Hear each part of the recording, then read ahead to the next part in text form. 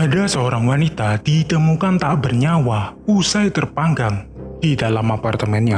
Tapi ya, anehnya setelah melakukan otopsi lebih dalam terhadap jenazah wanita ini, malah ditemukan bekas tusukan yang ada di dadanya. Karena kejadian ini, kepolisian sempat kebingungan tuh untuk mencari clue siapa yang melakukan hal ini. Tapi ya, suatu ketika, tiba-tiba arwah dari wanita ini datang ke mimpi temannya ini dengan mengatakan, "Alan telah membunuhku."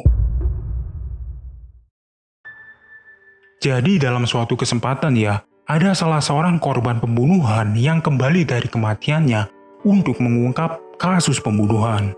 Wanita itu bernama Teresita Basa, yaitu seseorang berkebangsaan Filipina yang merantau ke Amerika Serikat, tepatnya di kota Chicago. Dia ini bekerja sebagai salah satu perawat di rumah sakit Edgewater. Teresita dikenal sebagai sosok yang ramah serta sangat friendly kepada teman-temannya, entah teman kantor ataupun teman bermainnya. Secara sekilas, dia ini seperti nggak mungkin tuh punya sebuah musuh untuk membunuhnya. Tapi anehnya, kenapa dia bisa dibunuh? Jadi pada malam 21 Februari tahun 1977, tetangga yang tinggal di ujung lorong apartemen Teresita diketahui menghubungi petugas kebersihan ketika dia mencium bau asap.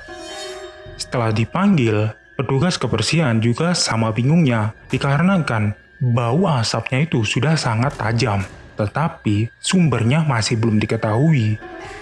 Karena kebingungan, petugas kebersihan kemudian menghubungi pemadam kebakaran untuk mencari tahu sumber apinya berasal dari mana.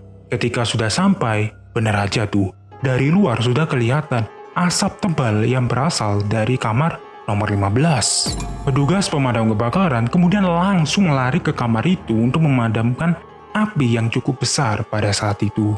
Dan untungnya ya, api dalam apartemen itu berhasil dipadamkan dan mencegah terjadinya kebakaran lagi untuk kamar-kamar lainnya.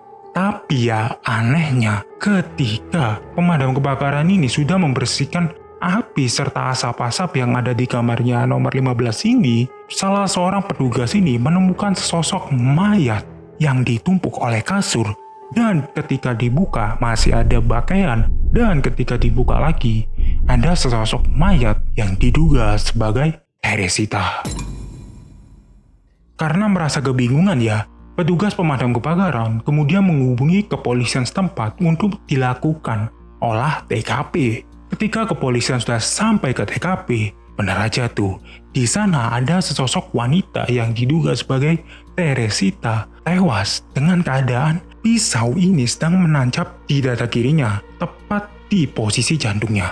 Pada awalnya, kepolisian ini menduga kalau Teresita ini tewas karena terbakar. Tetapi sejak melihat pisau yang ada di dadanya ini, kemudian kepolisian menduga kalau Teresita ini tewas karena dibunuh.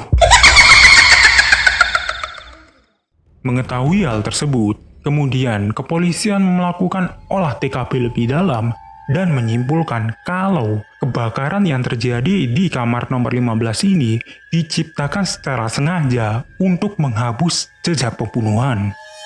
Tapi dalam analisa pasca otopsi, para penyidik menyimpulkan kalau Teresita ini terlebih dahulu dibunuh dengan cara ditusuk bagian jantungnya ini. Kemudian dia ditelanjangi, lalu dia dimasukkan di bawah kasur dan ditumpuk oleh pakaiannya dan kemudian ditumpuk oleh kasur. Lalu sang pelaku ini membakar tubuh Teresita dan kemudian apinya merambat ke kamar nomor 15 itu dan menyebabkan kebakaran yang hebat pada saat itu. Kepolisian sempat kebingungan tuh karena pembunuhan ini tidak meninggalkan jejak sama sekali. Kepolisian berusaha mencari tahu tuh jejak terakhir yang bisa diselamatkan dan dicari tahu siapa pelakunya. Ketika dicari, beneran tuh ada salah satu jejak yang masih ketinggalan, yang dimana jejak ini adalah sebuah note yang bertuliskan, "Belikan tiket teater untuk AS."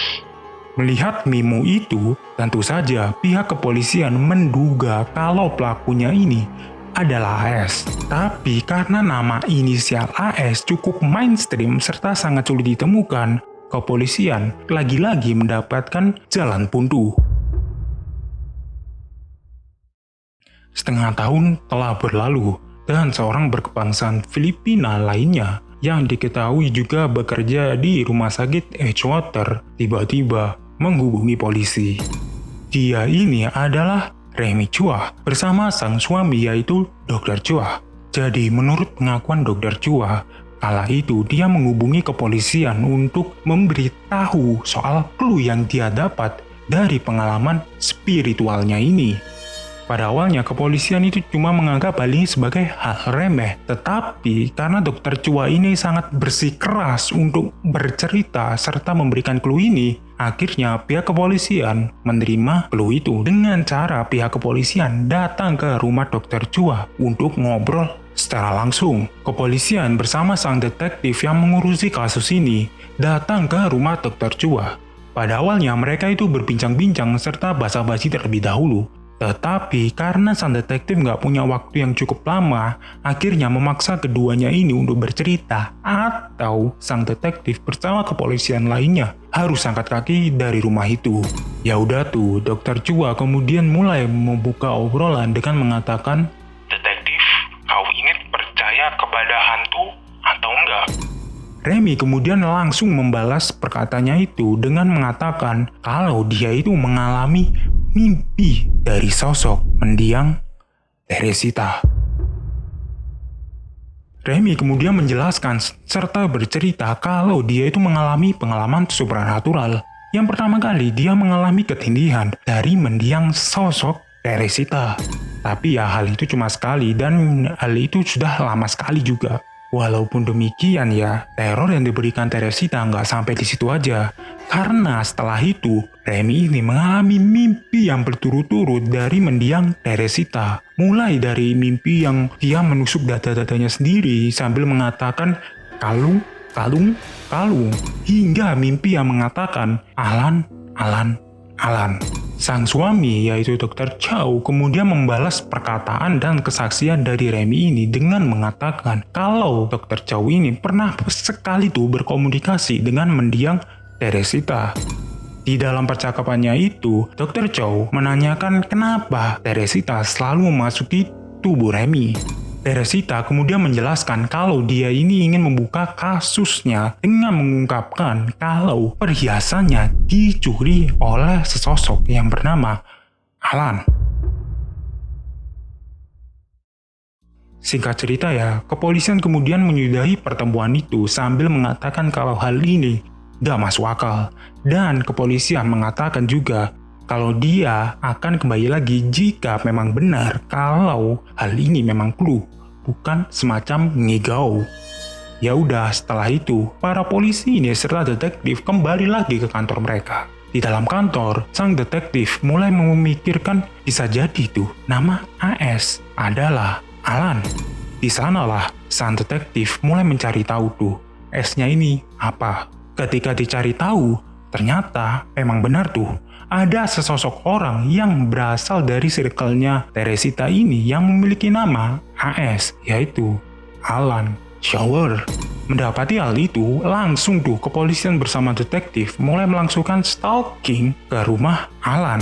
Hal ini dilakukan karena kepolisian nggak bisa langsung menuduh Alan ini sebagai tersangka. Tapi ya, sang detektif ini mulai buntu tuh karena ngapain mereka nge-stalk orang yang gak ada hubungannya dengan Teresita, yang dimana cuma hubungan kerja aja dan gak ada lebih. Tapi suatu ketika, salah seorang teman dari sang detektif ini mengatakan kalau kalungnya ini mungkin bisa menjadi sebuah clue karena dalam cerita sebelumnya ya, Remy sempat menyenggol permasalahan kalung serta perhiasannya. Ya udah tuh, dia berusaha mencari tahu kalung yang dia maksud ini dengan cara menghubungi keluarganya dan menanyakan apakah keluarganya ini sempat memberikan kalung kepada Teresita. Dan benar aja, sang keluarga ini mengatakan kalau Teresita sempat diberikan kalung oleh keluarganya ini untuk kenang-kenangan bila ada di Chicago. Ya udah tuh, kepolisian kemudian mempunyai sebuah taktik yaitu menyergap Alan bersama pacarnya yang dimana diduga sebagai pacarnya ini untuk dibawa ke kantor polisi dengan tuduhan sebagai pencurian barang berharga. Ya udah tuh, akhirnya mereka berdua ditangkap kepolisian dan diinterogasi di dua tempat yang berbeda. Ketika menginterogasi diduga pacarnya Alan ini, kepolisian menanyakan kalungnya ini berasal dari mana. Sebut saja sang pacar Alan ini kemudian menjawab kalau kalungnya ini diberikan oleh Alan beberapa bulan sebelumnya. Lalu si Alan ini diinterogasi apakah benar dia yang membunuh Teresita. Pada awalnya, Alan ini sempat mengelak-elak, tapi karena kepolisian cukup cerdik pada saat itu, kepolisian menanyakan kenapa kalung dari Teresita ini bisa sampai ke lehernya pacarmu. Alan langsung terdiam dan gak bisa menjawab pertanyaan itu. Dan kemudian ya singkat cerita, Alan mengakui semua perbuatannya karena sudah gak ada celah lagi untuk mengeles. Dan karena kejadian ini, Alan dihukum penjara dengan hukuman 14 tahun penjara. Dan sedikit informasi ya, konon ketika di penjara, Alan ini diteror oleh sosok Teresita. Tapi apakah video ini sudah sampai selesai sini aja? Well, belum. Karena saat ini aku minta kalian ngebayangin apa jadinya nih orang yang kamu sayang ini sudah meninggal, tiba-tiba mengirim sebuah email untuk menyemangati hidup kalian. Klik video di samping ini untuk mencari tahu jawabannya.